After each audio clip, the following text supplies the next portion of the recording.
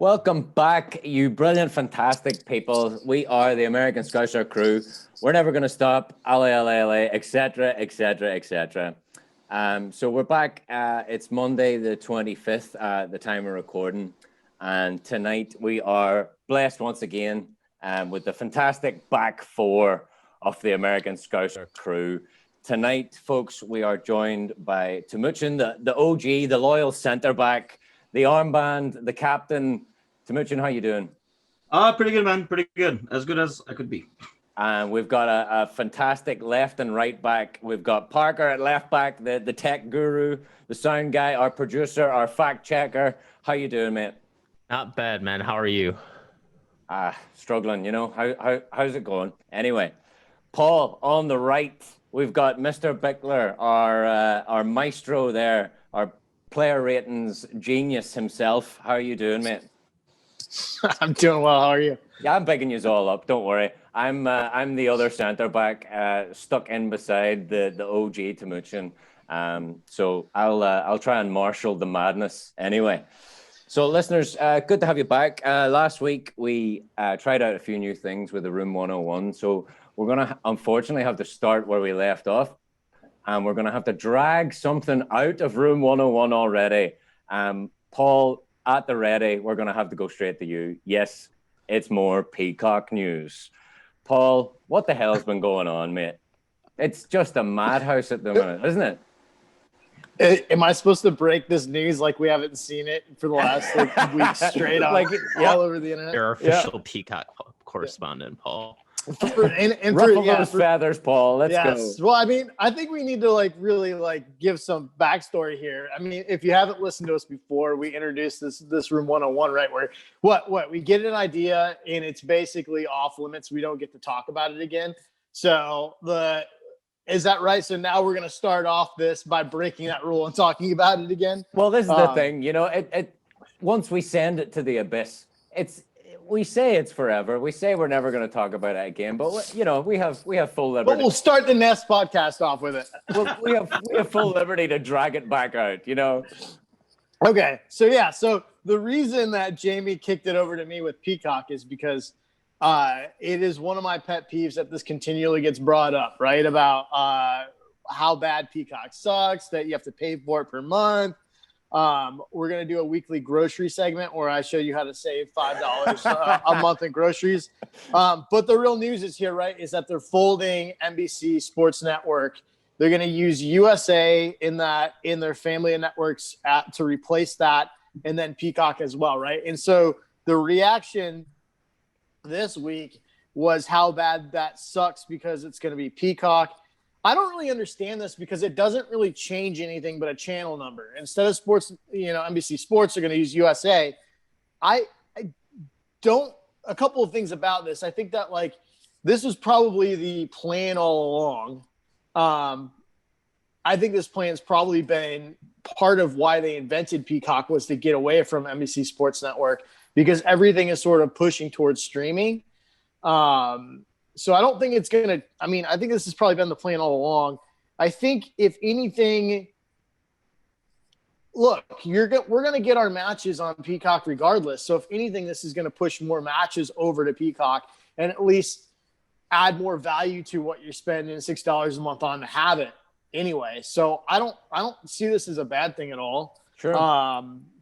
And I mean, this is going to happen regardless. I just don't get – I don't get why everyone's doubling down on the fury over it because that was always going to be part of the deal. Look, financially, this is funny because I crunched some numbers on this because I'm a loser. But this week, so the deal for the Premier League for NBC to pick it up was $1 billion over the course of, I think, 5 years in an extension.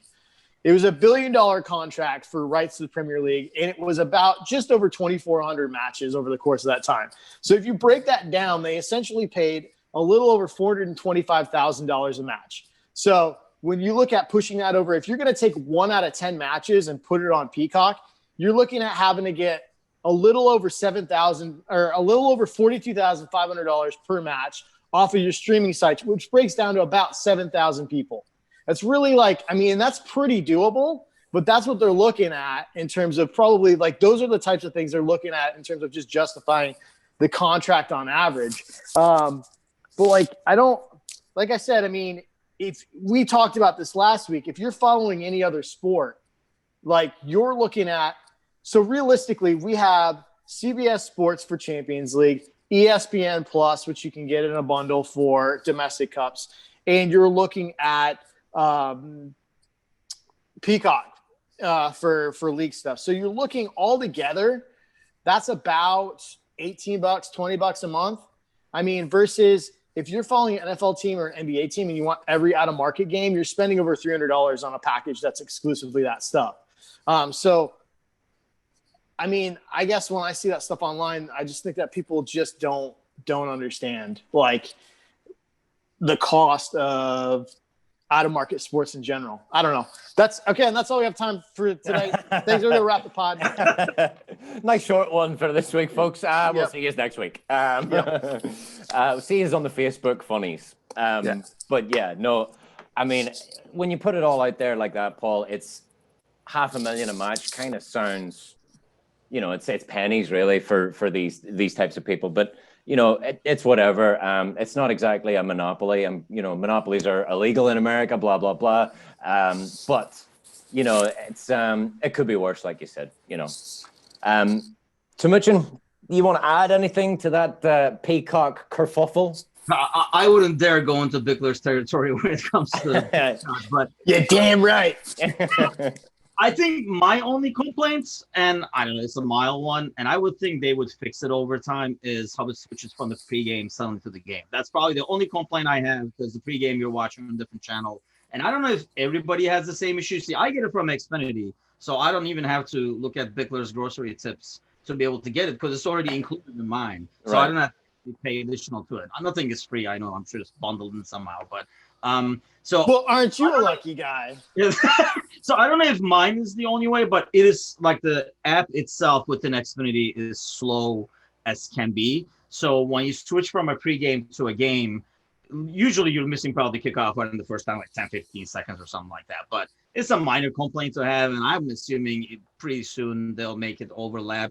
And one thing that might happen, like Victor was saying, is if they don't have to show this on the USA Network, maybe eventually we'll see the pregame and everything like that on Peacock too. So there goes that problem. I mean, I don't have a problem with it.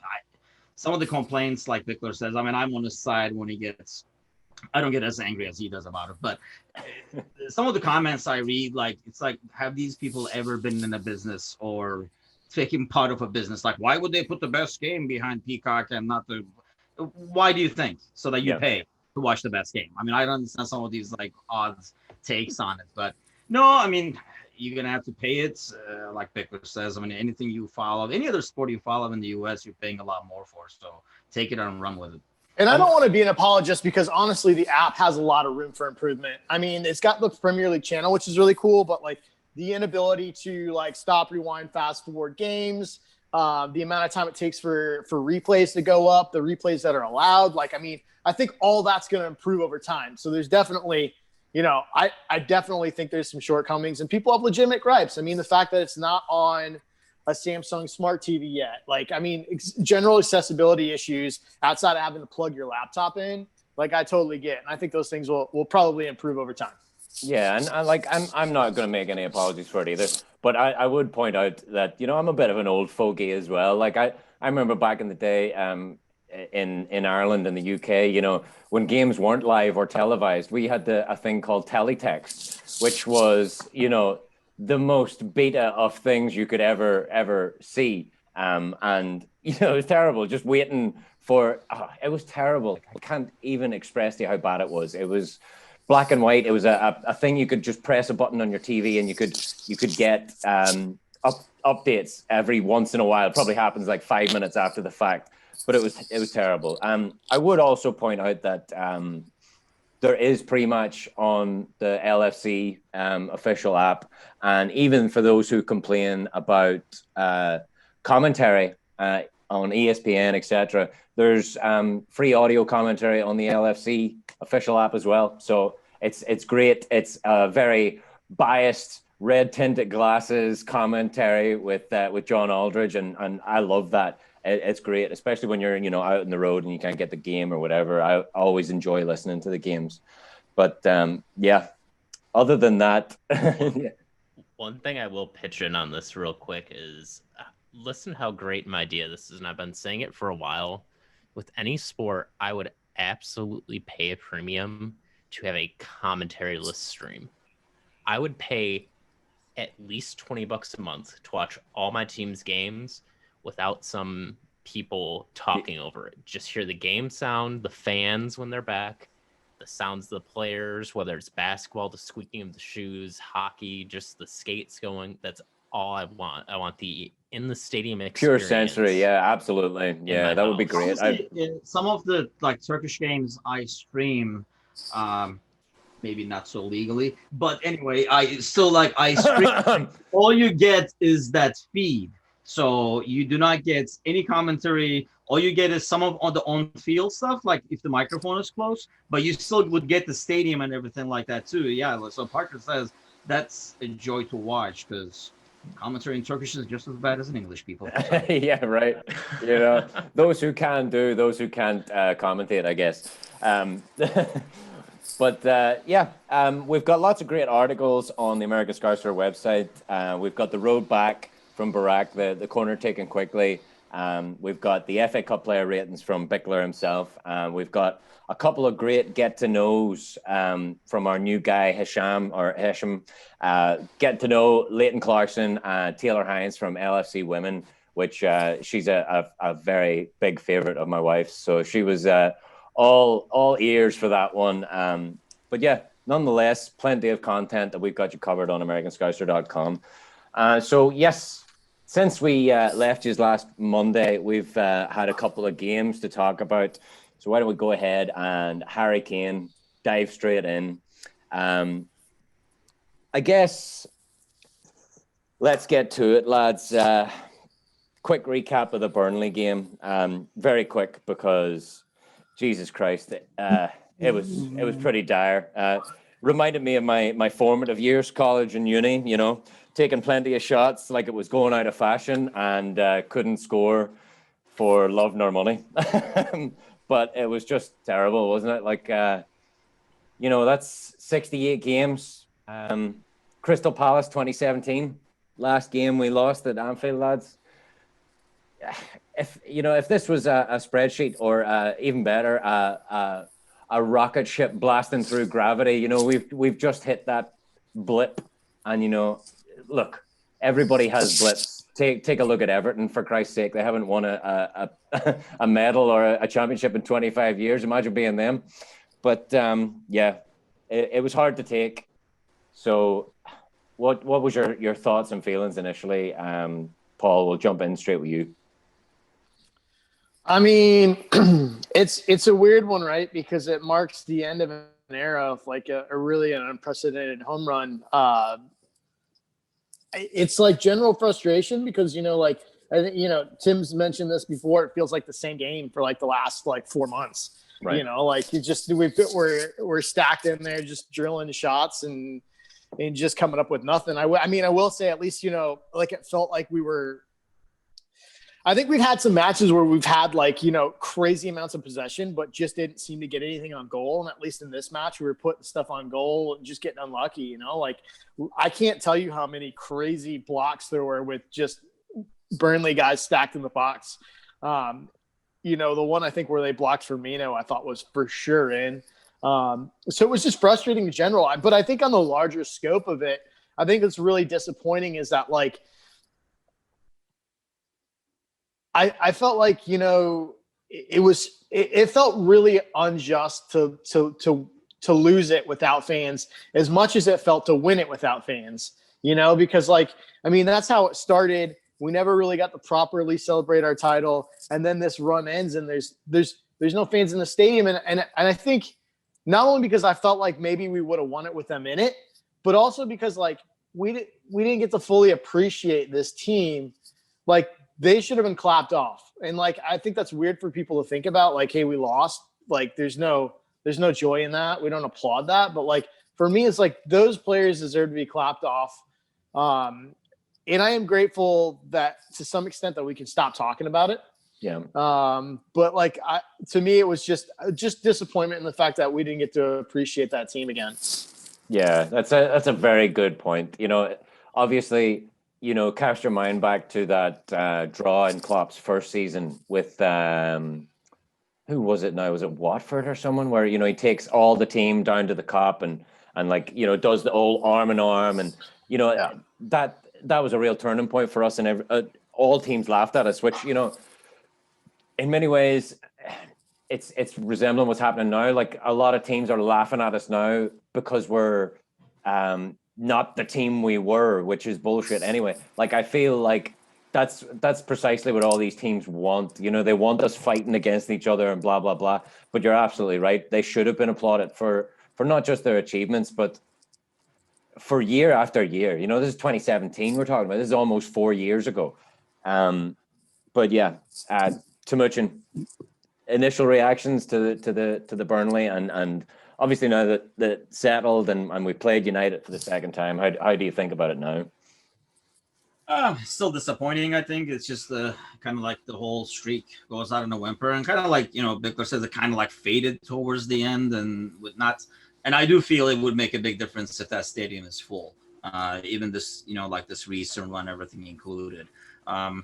I thought it was an improvement over the last few other games that have kind of like blended into each other, mainly for the reasons that like Paul was talking about, being able to at least get more shots. I feel like it felt more like we could score like any minutes. The first half, we had the post, Divock thing and stuff, and it just felt more like we could score. Whereas you were watching the other games, and it felt like they could have played 10 days and we would not have a shot on goal.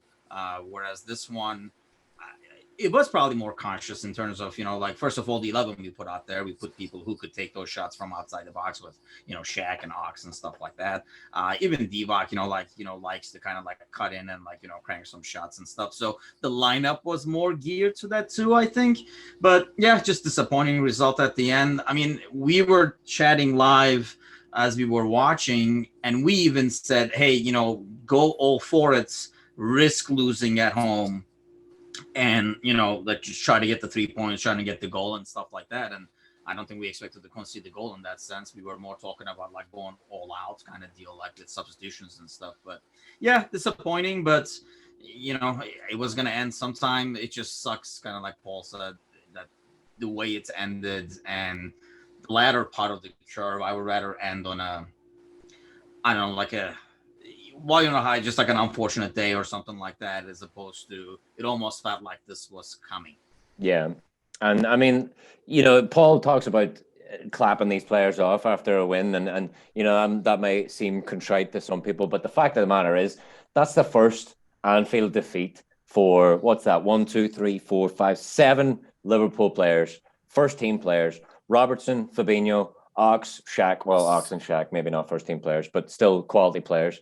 So Robertson, Fab, Ox, Shaq, Salah, Alisson, and Mane. That's their first taste of defeat. And in a way, I feel like they needed to taste that defeat, even without fans, even though it's not. Those boys are going to be hurting. They all will be hurting after losing the streak.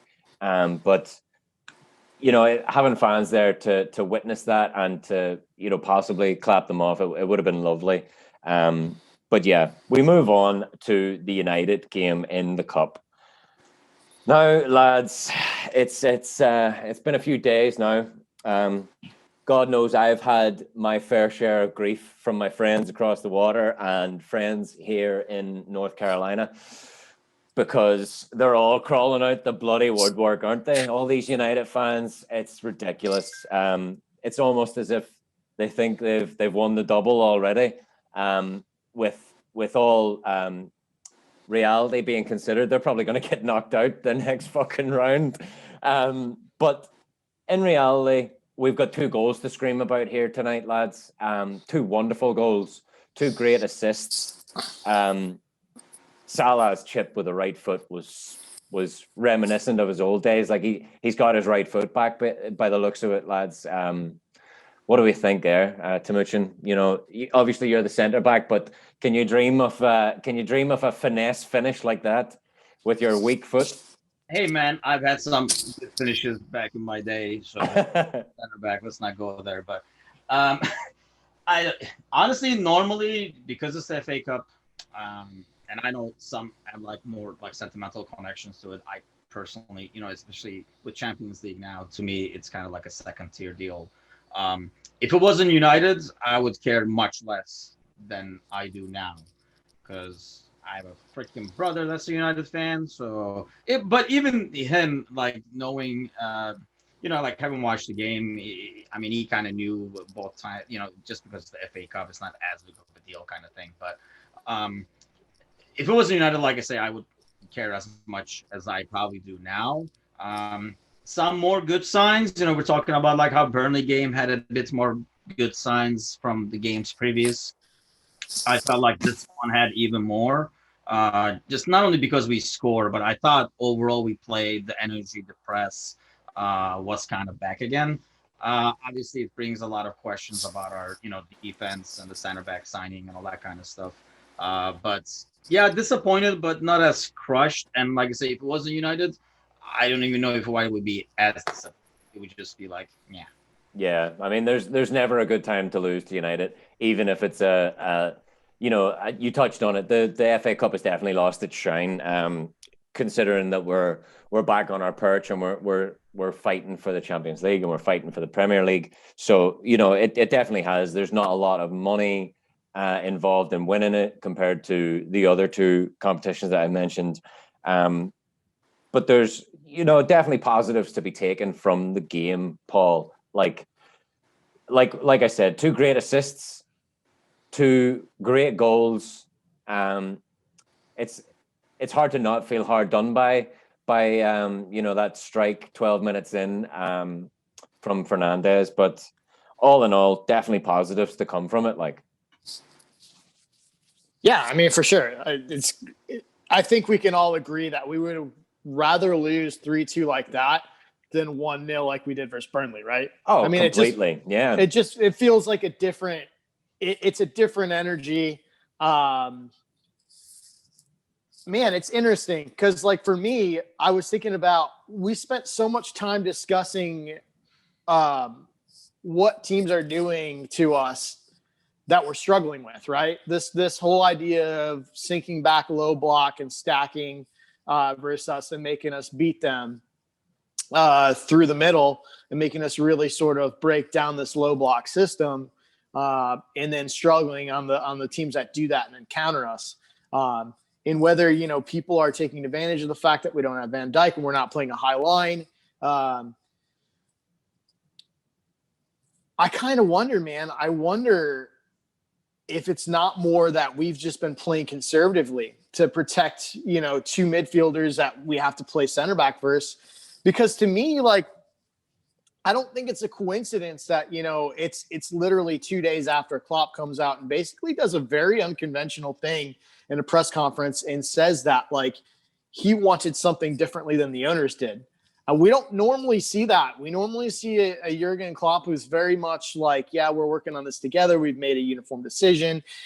He kind of is very cryptic about what goes on. And I think he a lot of times doesn't have a problem being, a bit manipulative and misleading, in his information. It was a different interview for me. I kind of don't think that it's a coincidence that we came out and opened it up a little bit. And I think he's almost I think he's more willing to lose this way. And I think B, he might be making a little bit of a point to the ownership. Like, look, this is what we need. If you don't want to do it, that's fine. There's going to be a $40 million hit if we don't make European football, but at least we're going to lose playing the way that I want to play versus us changing our system to accommodate, the fact that we won't go out and spend in the window because of a mature, of a lot of different reasons, whether legitimate or not. And I honestly I understand.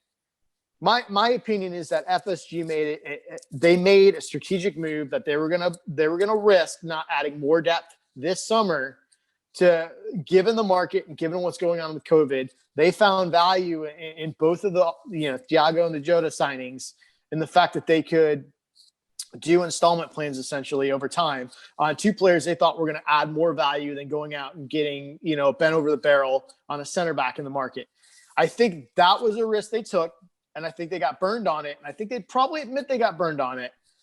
But I think at this point, obviously there needed to be some sort of a change, in my opinion, when, Matip had issues, Gomez went down, and Van Dijk. The moment Gomez went down, I think there should have been a shift in philosophy, probably if not sooner. Tim will probably, he'll argue sooner. But I think that inability to adjust, I think, has left Klopp frustrated. And I think the way that we played this sort of offensive, Trent and Robbo pushed all the way up. I think that he's trying to prove a point. And that's just kind of my opinion on it.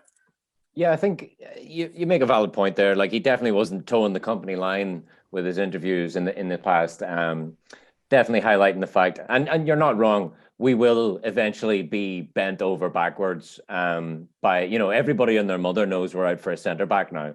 That's common knowledge. So that's possibly one of the reasons why we won't try to get a centre back in during the winter period. That and finances and the FSG standpoint as well. There's multiple reasons that we won't be interested in. Here's my problem with that. I think they kind of like doubled down. I agree with Paul, but this is not, you see all the discussions online, and this is not a hindsight thing. I know I did, and I remember you, Jamie. When we had that podcast, one of the podcasts was in the summer when Lovren was sold, we specifically talked about making sure there's a backup for it. And I remember, I said it then, we just saw what happened to City. We just saw it. So hopefully they would see that too and not make the same mistake. So you roll the dice, and, like I mentioned this before, we kind of did the same thing with never having a backup left back. We just hoped that Robo would be healthy and, Milner is available if need be. And so we got lucky for 2, maybe 3 seasons after Moreno left, basically, where Robo was relatively healthy. We had to use, Milner here in cup games and stuff like that, but kind of got away with it. So we rolled the dice on this thing, which is it's a dumb risk to me because of the people you're counting on. You count on Robertson being healthy, that's fine. He has a track record of being healthy. But you're counting on Gomez and Matip being healthy all year, that's just a dumb risk to take. So let's say we roll the dice, we take the risk, and then obviously, I don't think anybody expected Van Dijk to go out. And then Gomez goes out, not as shocked. Matip occasionally goes out, definitely not shocked because it has happened throughout. And we waited. I think if they said, you know what, this is going to be a problem, we got to find a solution. And I love how people say who and stuff like that. There's a scouting department. There are people who get paid to do this at all times. It doesn't work where they're let's go find a center back. And everybody goes to the computers. These guys, this is their job. They're doing this year round. They're following talent and stuff like that. So I'm sure there were already some people on the short list. We kind of waited, like you're saying, everybody already knew we needed the center back.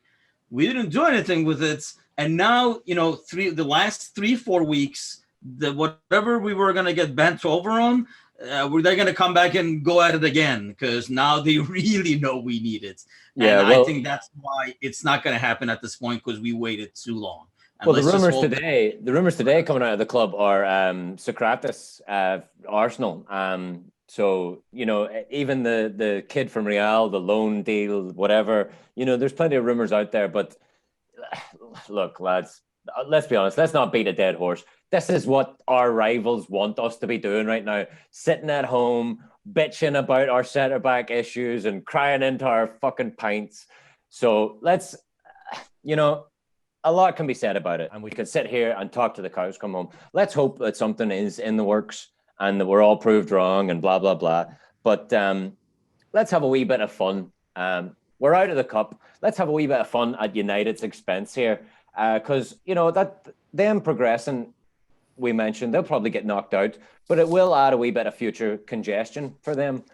So good luck to them, and good luck to them in the Europa League playing Thursday night fucking football. But it is Robert Burns night for any of our Scottish listeners, and especially our Scottish madman at left back, Robbo. I don't know if any of you seen during Greenwood's goal, Robbo is chasing back, and he's a good couple of yards behind him, and he's never getting there. And he does the quintessential Sunday League thing, which I admit I have been guilty of before. I'm a big lover of a bit of shithousery. It's all fair game, in my opinion. And maybe Parker, if you're able to, you could probably fact check this. But for the listeners, basically Greenwood takes that one touch and strikes the ball, and it's a lovely goal. Fair play to him. He's a great finisher. But Robbo's just screaming down his neck, like he's running after him. He's never getting there. And I love that. I want to know what you think he's screaming. Obviously, it's Robert Burns' night, like I said. So maybe he's doing something quintessentially Scottish, like freedom or haggis or fucking iron brew, which is a famous Scottish soft drink. Sorry for the listeners who have got their volume up on high. I'll probably be shouting more throughout the rest of the podcast. Shouting, screaming, and singing. That's usually what I'm up to, for those who don't know me. But maybe, Parker, you could give a wee fact check. See, I'm pretty sure it's illegal. You might get carded for something like that, maybe given a penalty. But a lot of people online are complaining, Robbo's a fucking cheat. The Liverpool tactics, look what they do. They can't defend. Now look what they're resorting to. But what do you think he was screaming, Paul? What it's anything you can? I don't know. Just I loved it. I loved it. I mean, it's just, it is what it is. I mean, I don't think anyone's going to complain too badly about that. You got him doing that. You got Bruno moving the ball off the free kick spot. So I mean, it's like all fair in love and war. I thought it was hilarious. It really was. Whatever it was probably unintelligible because you can't even understand him when he's talking normally anyway. So. But I mean, that's like what Kara would do that for sure. Oh, Kara would definitely. I mean, yeah, I saw that when they showed the slow motion replay, you could see him creeping in the corner doing it. It was just I thought it was amazing. Yeah. If you're gonna give up a goal, I want to see that. Yeah, you want to go down fighting, exactly. Right.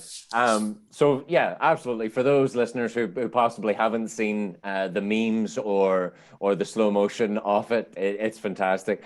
Timuchin, have you got any shouts that you would have possibly screamed at Greenwood? I think, and like I say, I'll admit, I've done it too, but, it's never been like, you either like fake like somebody is right behind them, or yell something like that, or you just basically yeah. You just give them it's a hey, right? It's a hey. Hey. Hopefully he thinks, hopefully he thinks you're closer than you actually are. I mean, honestly, I do that in golf all the time. That's why you're probably banned from a lot of courses, but I mean, I'm on the ladies' team. I might as well. One other thing I was gonna possibly say, if you've got any Scottish friends, especially Glaswegians, because the Glaswegian accent is just something else. If you do have any Glaswegian or Scottish friends, ask them to try and say burglar alarm, because the Scottish accent and the Glaswegians especially, they roll their R's, and trying to say burglar alarm is just something you all need to witness. So maybe there's a niche company out there somewhere that you can have a burglar alarm installed in your house, and it just screams burglar alarm. I like to think that was Robbo just screaming burglar alarm constantly in the back of Greenwood's, down his neck, down his throat. But who knows? Maybe Robbo will come out and tell us. But Parker, is it at all possible that you could get a yellow card for that? Have you seen or? Yeah. So the closest thing I could find, given the 5 minutes I had to look it up. Yeah. Sorry about that. Good work, by the way. No, you're good. The closest I could get is that you could get called for an unsportsmanlike conduct, Right. but it would be very unlikely. I think it would have to take something more of, a racism or something. Right, or a good slap to, around the head like he gave Messi. That's definitely Right. unsportsmanlike conduct. But I mean, you're not wrong. It's not becoming, shall we say? It's not very nice. But when you've got a player like Robbo, and he reminds me of a wee bit of like a Craig Bellamy, like a real terrier, like a real shithouse. Like when he's on your side, you love him. When he's against you, you absolutely hate to see it. But things you love to see, Robbo being an absolute shithouse. I thought And it was honestly, we fantastic. don't have a lot of those guys. We can probably Yeah, we use don't. some of those guys. I mean, I can only think of, like Milner and Hando have this thing going where Milner's probably more than Hando, but I mean, they kind of like roughhouse and let you know they're there kind of a thing. Mhm. And then they'll get back in your face and almost like mock you for like, hurting. But yeah, I think like aside from like Robo, I can't think of a lot of other players that kind of do that kind of stuff like on the field. I'm actually a huge fan of Milner just going around and kicking everyone. It's amazing. Absolutely. He just goes around and shins everybody. It's amazing. And I was, begging for to see some anger, to see some, just a bit of shithousery. Why not? If things aren't going for you, go out there and make it happen. And like you said with Milner and the likes of Hendo, they're not afraid to get stuck in. Stevie G, didn't he get red carded against United in his last season? Like a minute after he got subbed on or something like that, like 40 seconds into the second half. and that's what I was crying out for, a bit of passion, a bit of anger. Why not? Shankly always said we went to all red so that the enemy, the opponents wouldn't see the blood on your shirt and on your shorts. So that's harking back to the old days, which seems to be the done thing these days. Whilst we're all complaining about this sort of slump we're in, everybody's harking back to the old days. Why not get a wee bit of blood on your shirt, get some shithousery going? Why not? But yeah, whilst we're making fun of United, let's keep that trend going, because why not? It's bloody brilliant, isn't it? Even though they won, we can still have a go at them. Paul Pogba, I was on the BBC stream after the game. I rewatched it on the BBC. So don't ask me why I rewatched that fucking game. I did. I was going to answer that. Yeah, but they made Pogba man of the match. I thought that was unbelievable. Like even my Man United friends were saying, absolute shit game for Pogba. But I would be embarrassed if I was Paul Pogba, because, and let's be honest, we're all Liverpool fanatics here. We all love Kurt Jones, Cujo, whatever you want to call him. He made Pogba look second rate at times. And if I was Paul Pogba, I'd be embarrassed. And like I said, we're all Liverpool fans. We know what Curtis Jones can do. He is all about passion. I mean, the man has Scouser written in his name as an anagram, for Christ's sake. Like, he's fantastic. But Paul Pogba to be named man of the match, and for Curtis Jones, 19-year-old, to be bossing him off the ball. Let's be real here. Paul Pogba is a World Cup winner. And I'll do the air quotes. Why not? He's a World Cup winner. He may be a fantastic talent, but he doesn't necessarily show it all the time. But for a young lad like Jones to just be bossing him off the ball, I thought was perfect. It was exactly what I wanted to see, talking about that anger. But lads, I mean, let's talk about Curtis Jones, and then we can all laugh at Paul Pogba and his multiple hairstyles. Timuchin, Paul, who wants to jump in on the Curtis Jones bandwagon here? I mean, it was an interesting start. I didn't, he's kind of played his way out of the lineup, and then he starts and gets thrown back in up top. So interesting start for him. I think he did really well. I mean, he was super direct. I thought he had an especially good first half. He faded a little bit down the second.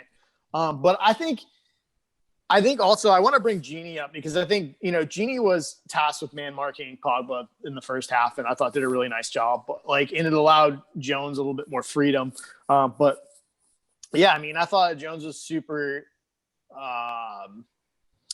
he just played with a lot of purpose, you know, in terms, and that's kind of what we've been missing in possession is possession with purpose, right? I mean, and I thought he did a really good job of being direct down the left, which is not always easy. I mean, the link up play I think wasn't there with Robbo, but like that just comes with time. I mean, him and Sadio are like on a different level with that. They've just played so many matches together. But yeah, I mean, he's living the dream, man. I mean, how many Scousers grow up and want to end up, you know, that's their ultimate dream is to play for Liverpool. And I can't imagine growing up in Liverpool my entire life and having that be a reality and then having to deal with, you know, everybody's opinion of it, you know, whether you have a good game or a bad game. You know, there's people saying that he shouldn't be anywhere near the first team a couple weeks ago, which is just mad to think about. Because I think he's going to be a really, really big player for the club for a long time. Certainly, yeah. I like you said, Paul. I think he showed drive. He showed a sense of unflappability.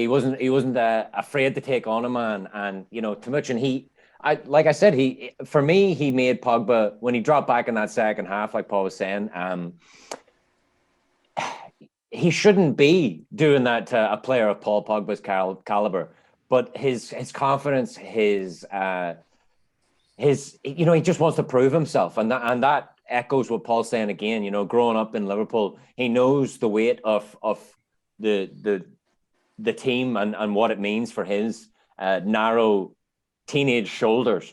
But he really shouldn't be doing that to a player Paul Pogba's character. And I dare say, Paul Pogba was looking around his shoulder every time after first couple of Curtis Jones' shoulders. You know, that's enough to frighten you. You know, when a young player like that is able to take you on, draw a foul, or just beat you for pace and a wee bit of skill, like he's got the scouse nous, if you will. Forgive the rhyme and slang.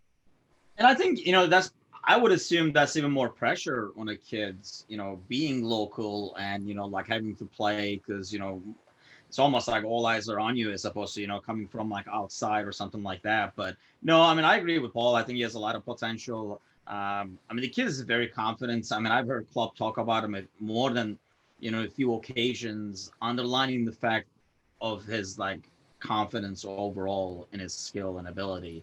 And I mean, there are times it kind of like backfires on him, perhaps, but you know, that's, you know, part of being young and part of being confident. So you're gonna make mistakes, and he's not afraid of the scope of the, you know, like where he's at, what he's playing, you know, like whether it's Champions League, Premier League, starting and stuff like that. I mean, you can kind of tell he has belief in himself, and I think, yeah, he has probably in that midfield, he has like a good future. I mean, as a United fan or any, I mean, like there's such thing as a Pogba fan, I'm sure there is, but I mean, that has to be very frustrating because I feel like that guy plays at 60% most of the time. And then occasionally you kind of see him almost on the field where if he gets challenged, he goes up to 100% for a while, like for like 10 seconds. And you're like, man, this guy is good. And then he just goes back to the 60 again. And it's just like, man, just like hanging out. I don't know if it's a matter of like reaching too much success early on in the career kind of thing, or that's kind of like his personality, or he doesn't have the right people pushing him and stuff. But I would think watching that will be really frustrating. If you sign, I mean, first of all, you let this guy go, then you sign him for a ton of money, and watching a player, I mean, I can't imagine if we spent that much money on a player and brought him in with huge expectations after we let him go, first of all. And it's very clear. I mean, it's not a biased opinion. I mean, I've, you know, talked to people like United fans who say the same thing. He looks like his body language looks like he's about like 65%. He's just like kind of doing what he can, not really pushing himself because he has somewhere to be afterwards or something like that. So I'm assuming that has to be frustrating. Yeah, I mean, and look, I'm not trying to be uber offensive towards the French. They're not the most likable of nations. God forgive me. Here but we go. He is very. He just seems very blasé. You know, he just seems uber relaxed. Doesn't really care too much. And what bothers me about him is he certainly has the talent, certainly has the ability, but the French have that air of relaxed arrogance about them. Even their national teams, they always play super cool, super relaxed, super almost effortless, and I suppose that I'm Irish. We play agricultural, dirty football.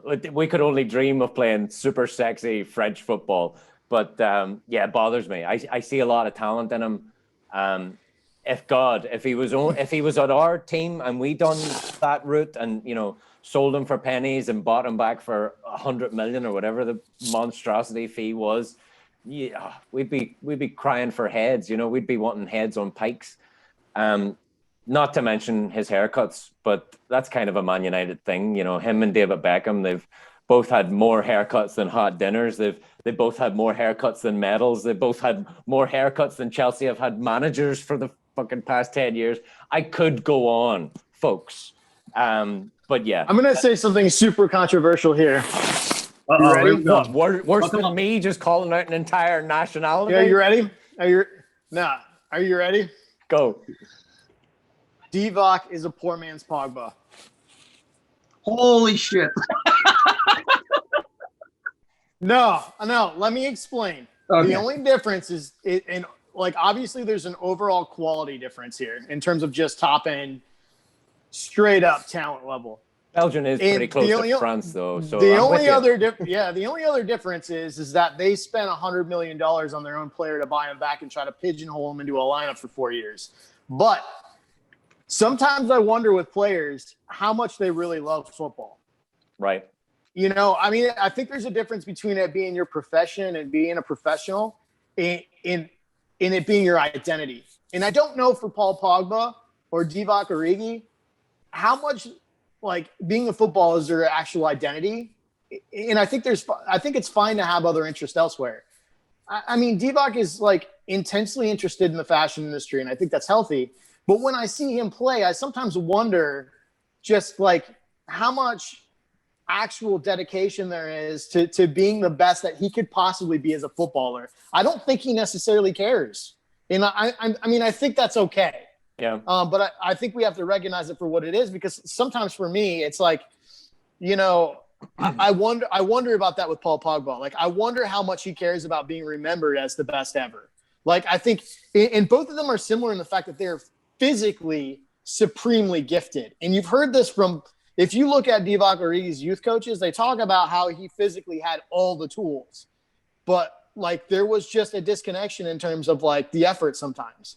And when I see both of them play, I feel very much about that for Pogba. And I feel like United as an organization has been handcuffed by him for a number of years with the investment they put and bringing him back in and knowing what his top line capability is, having to shoe him into a side, even when sometimes he had played himself out of that side. Yeah, I can see your point of view there. I definitely can. From all accounts, Div is a very inward-thinking, intellectual young man, and in his younger days, he witnessed some horrible racism towards himself. So he's had to become a strong, resilient character. But he, by all accounts, is certainly almost like a philosopher type of player. He's definitely not like an Andy Robertson type of player, or Peter Crouch, where Peter Crouch was asked, if you weren't going to be a footballer, Peter, what would you have been? And he said unemployed. So people like that who wear their hearts on their sleeve, like a Robbo or a lot of English players who live and breathe the sport too much. And I can certainly see the difference, and I can see what Paul's trying to get at. But by all accounts, Div is a very young, gifted, but he's very I won't say insecure, but he thinks inwardly quite a lot. He's the philosopher's striker in many reports. I mean, honestly, when he first said that, I was like, what? But I do see that, as you talk more about him, yeah, I know what you're getting. I know what Paul is getting at now in terms of similarities. And especially for Divock, they always talk about him as, because obviously he regularly talks, talk about him as being the quiet one, the most calm one and stuff like that. I think they were saying he would be the one to forget his stuff, kind of this kind of floating mindset. But it is, in terms of not reaching potential, I agree with Paul in terms of, he's big dude that plays like a little dude. Because I mean, he has the size and the height, but I've seen Mane winning more air balls than Divock. Yeah. And he's very fast. I mean, I remember him burning. I'm sure American football fans are not going to be glad to remember that, but in the World Cup, I mean, with his speed, and it was just like, who is this kid? Yeah. And he was flying, and he still has that speed. And it's not like we feel like because he's done, I mean, so much over the years, and he's been with us for a while, but he's only like 25 years old, so he's got a lot more time to go. Ahead. If it's at Liverpool, poor Bickler, I guess. But like if he sticks around, I mean, I feel like the kid has still more to achieve. But I do agree that he doesn't carry himself as. I mean, we don't know what happens behind the scenes, but if you look at body language, I do agree with Paul in terms of he doesn't carry like he really wants it. But that could be just like a demeanor thing. But with Pogba, like it's almost like we've seen it. And that's probably even more infuriating. You have somebody who you're like, hey, man, if you really, busted your ass, you could be at this top level. And, they don't, because maybe they don't believe it and stuff. With Pogba, I think it's like different. Like he's freaking been up there. He's seen himself up there. He just doesn't care as much to stay up there. And like you say, that could be partially because, I mean, the kid has already won the World Cup. He's already won titles. And obviously got the money, so not everybody has that killer instinct. I mean, I've been watching a lot of. I'm a Laker fan. I'm a huge Kobe Bryant fan and stuff. And obviously, it's like the anniversary of his passing. So I watched like a lot of like documentaries. Like you hear about people like Kobe Bryant, Michael Jordan, like all these like top guys that are not only skilled but almost like psychotic about getting better, staying on top, doing even better and stuff like that. And not everybody is going to have that. That's why you only have, one Kobe, one Michael Jordan and stuff like that. And I mean, I obviously translates into soccer as well. I just don't think, I agree with Paul. I don't think that's his top goal, like being the best that he can be. Yeah.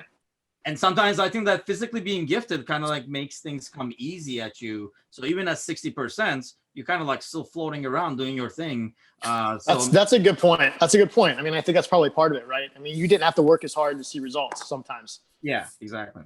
And I mean, to bring it all home to Liverpool, obviously you're talking about the Kobe Bryants and the GOATs of the world.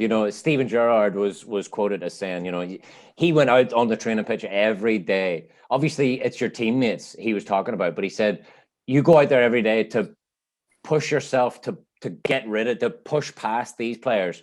And once you get there, you don't stop. You keep going. You make sure that you keep them out of the team. And that's the kind of mindset that the best of the best have. And, just another thing about Divock, when he played for the Belgian national team, he was coached up front by Thierry Henry and the likes of that. Like, so he has it in him. He definitely has it in him. It's just whether or not you can get it out of him on a consistent basis. But yeah, there you have it, listeners. A sneak peek at our next segment. It'll be Bickler's hot takes. Let's not do that. Let's not. No, but all joking aside, lads, it's especially when it comes to Pogba and his many hairstyles. It's sad to see a player. It's not sad to see him because he's at our rivals. But United, yeah. It's a massive joke, right now. The many hairstyles he's had. And obviously, I had a little dig at Chelsea there as well, because why not? Today, time of recording, Frankie Lampard has been sacked, so that'll be the end of that. And I believe it'll be Thomas Tuchel coming in, right? You hate to see it, don't you? 200 mils down the Swanee. Couldn't have happened to a nicer guy, poor fella. But just as a point here, last point on the United game, who was the man of the match? Do we know? I certainly don't think it was Paul Pogba. He didn't deserve it in my book. I would obviously I'd give it to Mo Salah, or maybe Bobby Firmino, 2 lovely assists as well. But I'd hesitate to give it to one of the Liverpool players. I dare say they probably give it to fucking Fernandez for his 12 minutes on the pitch and his last minute goal, but who knows? But yeah, Frankie Lampard is gone. It's also, we mentioned earlier, it's Robert Burns' night, a big thing for the Scottish lads, but it's also the best Pep in the Premier League's birthday. That's right, Pep Linders. Our Pep, it's his birthday, so big happy birthday to the best Pep in the Premier League. Other than that, lads, we've got Spurs coming up on Thursday evening. Obviously, we'll have another pod next week, so we'll be able to talk about that. And God knows what else we'll be throwing into Room 101 next week. But a little bit on Spurs, and then we've got West Ham on Sunday as well. So 28th, Thursday, Spurs, 3 p.m. local time in Liverpool, and West Ham on Sunday, which will be 11:30 local time in Liverpool on the Sunday. So a couple of big games coming up. Again, Spurs counter-attacking football. They won, what was it, 4-1 tonight against, who was it? Wickham. Yep. Yeah, but they squeaked it by, man. 3 goals in the last 3 minutes of the game. Oh, you're joking, really? No, it was 1-1 up to the 86th, so squeaked it out. Oh, all right. Things are looking brighter now. Against the mighty Wickham Wanderers. All right, fair enough. All right, that's brilliant. Who was the scorers there, Paul? Do you have it? So what's the French guy they picked up in midfield? Ndembele? I'm gonna massacre the name. I see Parker furiously typing away. Parker's got his Ndembele. covered. He got 2. Winks got 1. I don't know who the last scorer was. I can't remember. Bale. Bale got 1. Oh, Jesus Christ! I thought he was out golfing, to be quite honest. On the 19th hole. Aye. Yeah, with me screaming from the ladies' team. Very good. Yeah. Don't let's not talk about Gareth Bale too much. Room 101? You know what? Just Gareth Bale general discussion, anything. Yeah, general discussion. But you know what the fucking problem is there? Knowing my luck, we'll have to fish him out next fucking week, won't we? No, we won't start the pod with that one. No. But yeah, I mean, look, Here, I got something that we can throw more. Can we throw this in Room 101 all together? Everybody grab it and we just freaking like dump it in there.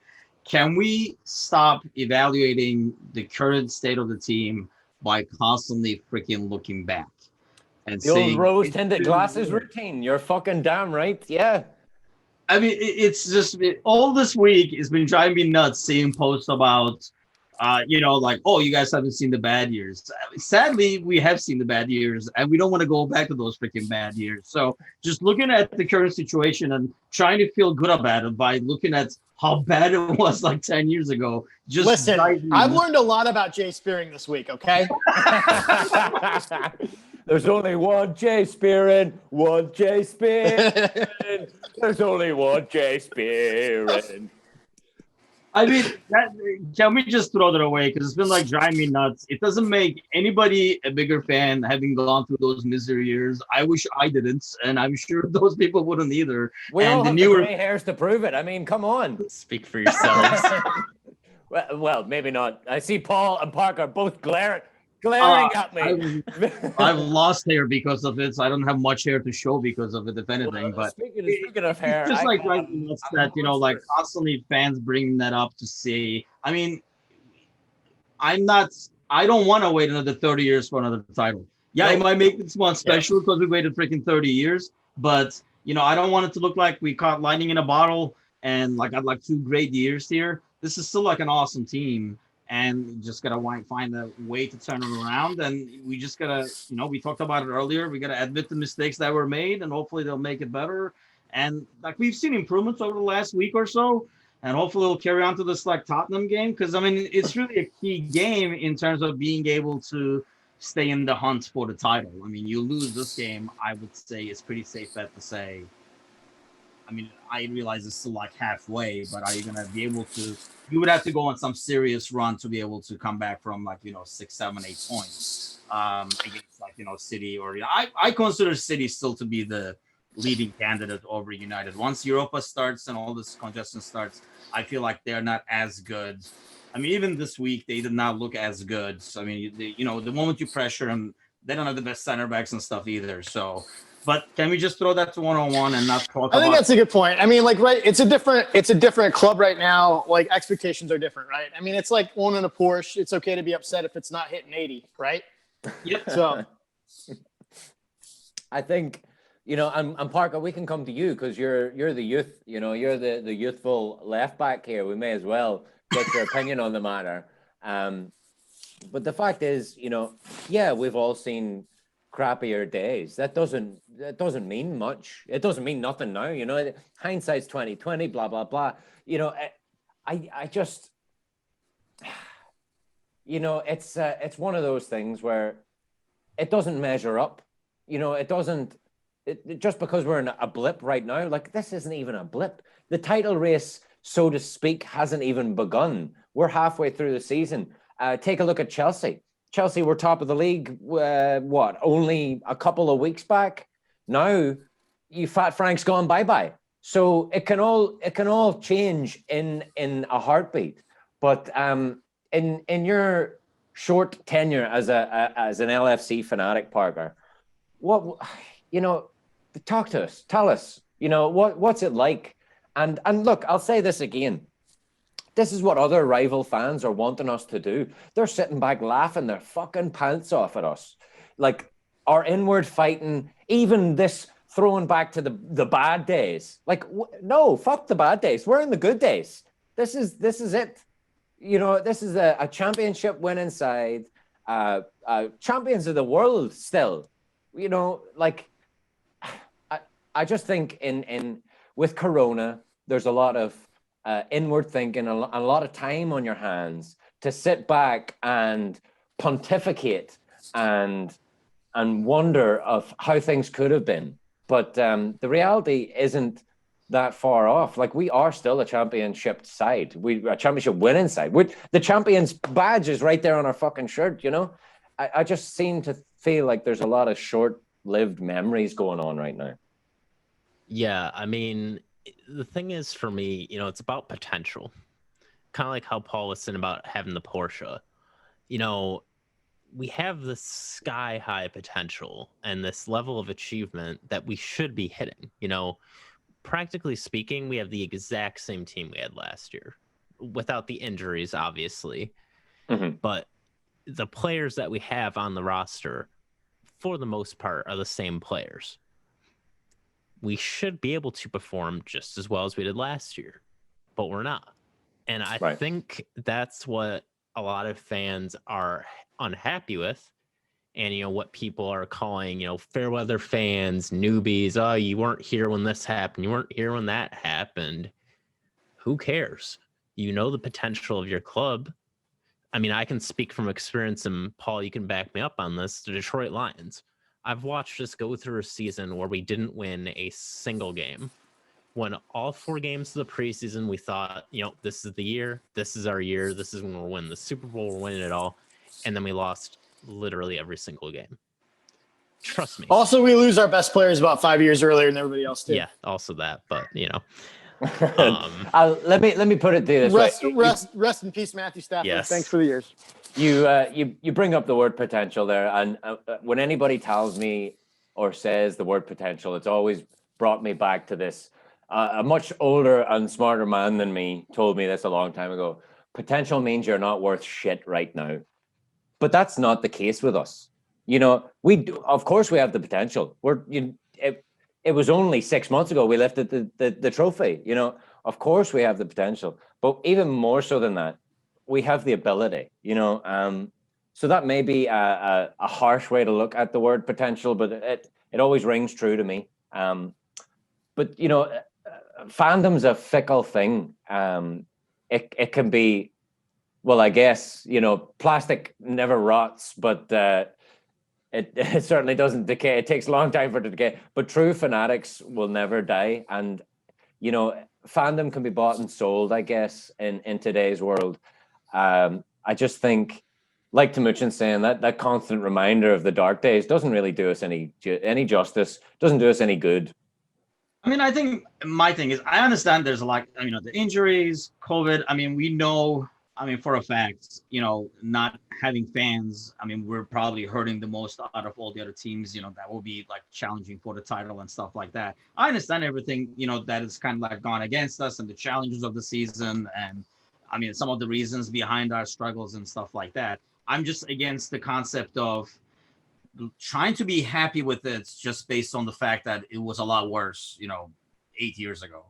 To me, that's kind of like a loser mentality. If you're going to be happy with what you have because it sucked a lot worse, you're not going to get better. You're kind of like content with, I'm not content with what we did the last 2 years. It was awesome, but, I wanted to keep going because I think there's a potential. We have a ton of good youth players. We have, literally the best manager in the world and the award to show it. So, why not try to continue this run as opposed to kind of saying, well, that was fun and it was a lot worse before. So it is what it is. Let's throw in the towel now. Yeah.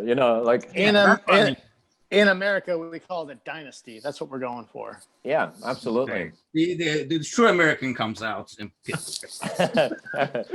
But, I often look, and we talked about Klopp's interviews earlier on. Like, I often look to what Klopp has to say about these sorts of things. He said a couple of weeks back, what was it? If fans are fickle people, we want success all the time. And, he's not wrong. But, he said something in his interview the other day. He said, if one player has a problem, we all have a problem. And I like to think of it like that. As a fan and for all of our fans, I'll put it out there right now.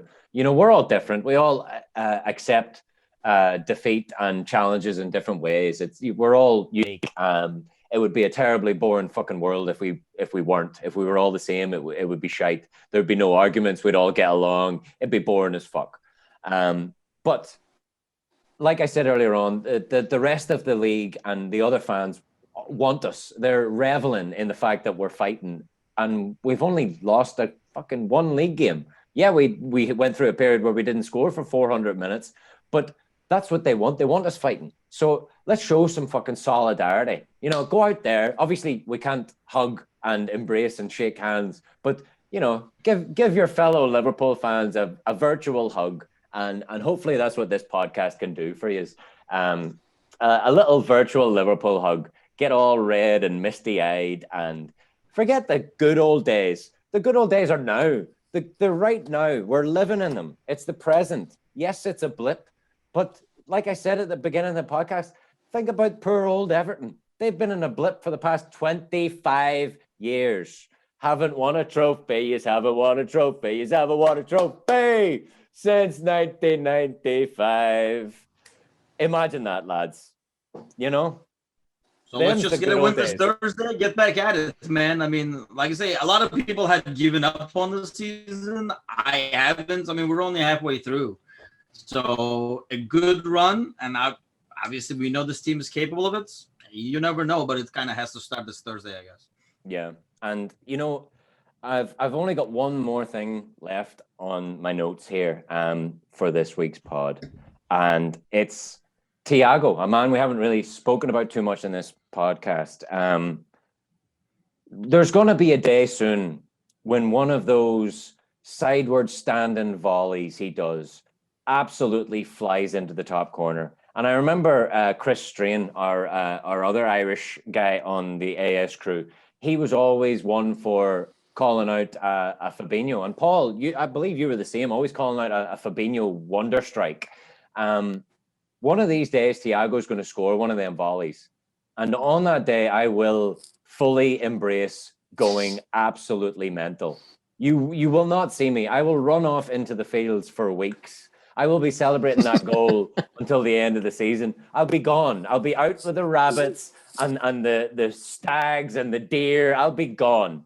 My wife won't see me because I'll still be singing Thiago's song, Thiago. The man had a song before he even touched down at John Lennon Airport in Liverpool. Oh, I can't wait, guys. Can we just give me? I can't be the only one that thinks that you like live in a shire. You'd be forgiven for believing that up until I got a haircut the other day, because I did kind of look a wee bit like Frodo Baggins. For all those listeners who may not know me personally or see my hair, I had long hair down to my shoulders. So I lost about 100 pounds, and I'm a skinny guy. Most of it was covered in my hair weight. But I'm a new man, and if you can't hear it in my voice, I'm sure one of the boys can tag us in my Facebook post, because there's before and after evidence of me with god awful long shirish Frodo Baggins' hair, and now I look like a shiny new penny.